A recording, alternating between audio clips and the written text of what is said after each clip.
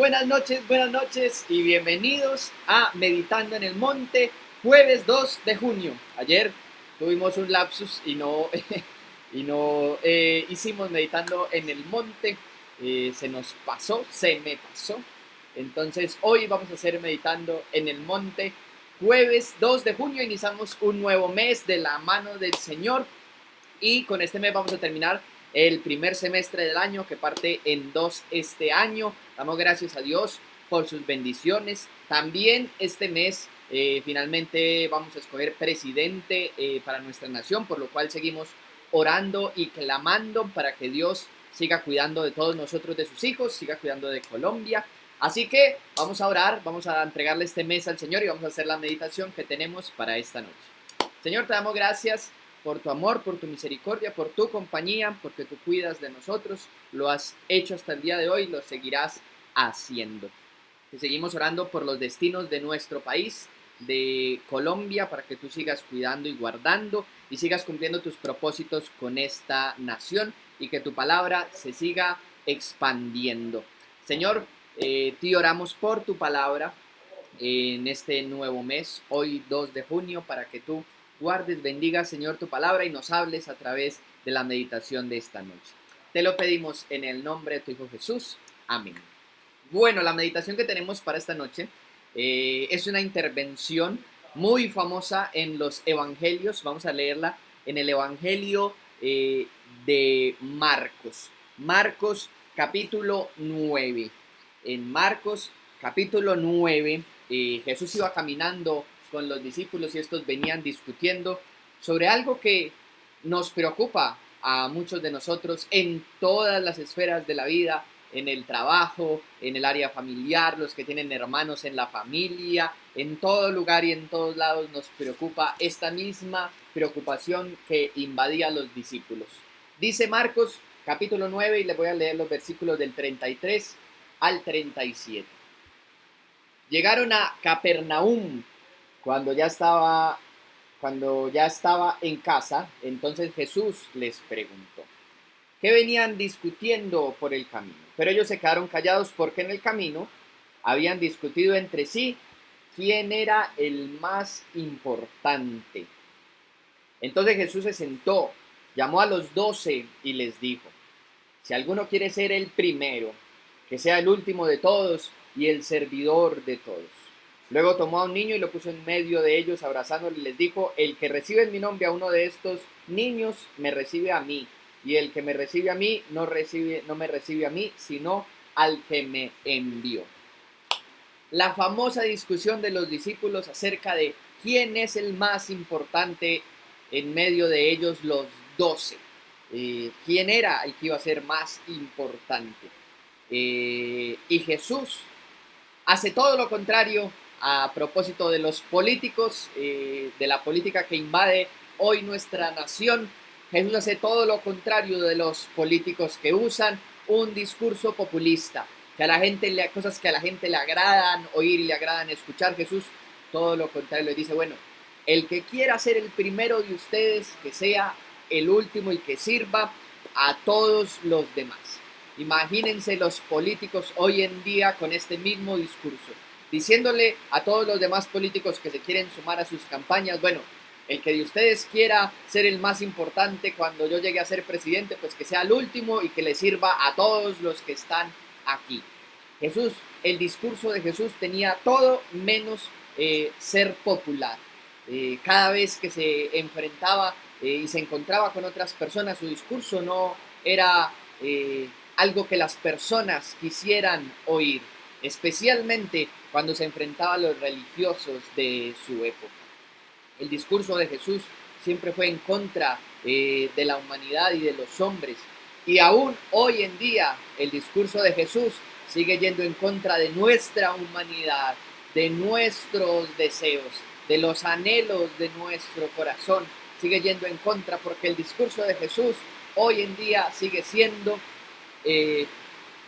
borra de ti mismo el orgullo, borra de ti mismo tus anhelos, tus deseos y sigue los de Dios. Y eso no es algo que todos queramos escuchar. Cuando después de la muerte de Jesús, en la historia empiezan los discípulos, los apóstoles, a predicar el evangelio de Jesús por todas partes.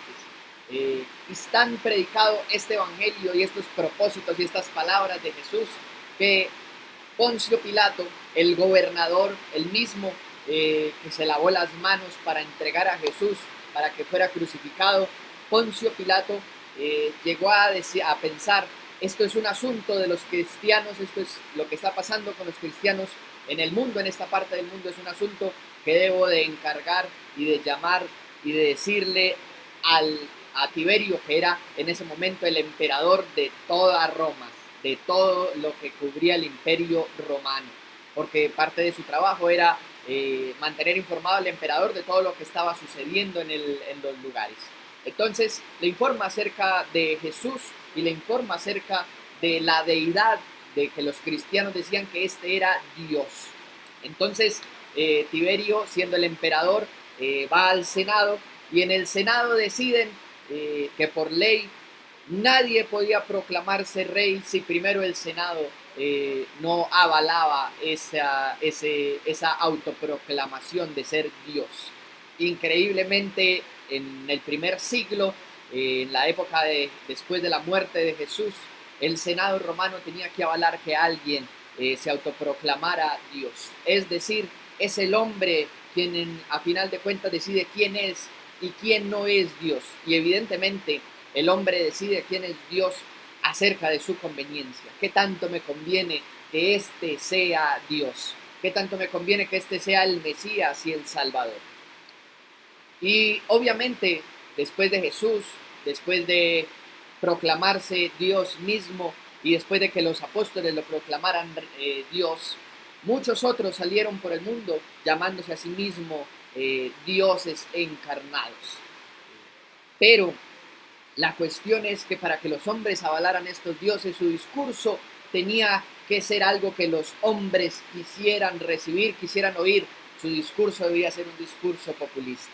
Como vimos en la meditación de esta noche, Jesús, sus palabras son vida, son verdad y son eternas, pero nada tienen de populistas, nada tienen que le agrade al hombre. Morir a sí mismo, negarse a sí mismo para seguir a Jesús. Aquí Jesús le dice a sus discípulos: bueno, si alguno quiere ser el primero, tiene que servir a todos los demás. Finalmente sabemos que de alguna manera Pedro fue encargado por Jesús para ser de alguna manera, juntamente con el apóstol Juan, aquellos que iban a estar en cabeza de la iglesia. Pero Pedro vivió para servir a otros, incluso cuando se aparece el apóstol Pablo, quien también vivió para servir a todos los demás. La única manera de tener la autoridad que querían en este momento los discípulos era sirviendo a otros. Y solamente lo llegan a entender cuando el Espíritu Santo descansa sobre ellos y pueden entender el discurso de Jesús, que es un discurso que no le agradan a los hombres, pero que son las únicas palabras que son vida y que son verdad. Con esta meditación de la palabra de Dios les voy a invitar a que oremos. Señor, te pedimos por tu palabra y te pedimos por la enseñanza de Jesús que encontramos en la palabra de Dios y más especialmente en los evangelios. Te pedimos por esa palabra que puede ser difícil de seguir, dura de entender, difícil de asimilar, especialmente en una época en la que todos estamos buscando nuestro beneficio propio. Enséñanos a negarnos a nosotros mismos conforme lo enseña tu palabra y a vivir para servir a otros. Enséñanos a vivir en pro de ti, en busca de ti, de tu reino y de tu verdad. Y que tu palabra sea la que llene y satisfaga todo en nuestro ser. Es el anhelo y es el deseo que te pedimos hoy en oración.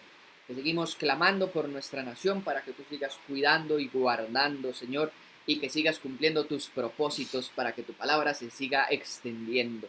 Y te seguimos orando y clamando por este nuevo mes de junio, para que tú sigas bendiciendo, cuidando, Señor, a tus hijos, trayendo sanidad, que seas tú poniendo el pan sobre la mesa y que seamos nosotros dándote gloria y honra en este nuevo mes. Bendícenos y sorpréndenos. Te lo pedimos y te damos gracias en el nombre precioso de Jesús. Amén. Iglesia, el Señor los bendiga y recuerden mañana viernes nuestra reunión familiar a las 7 de la noche. Que Dios los bendiga. Hasta luego.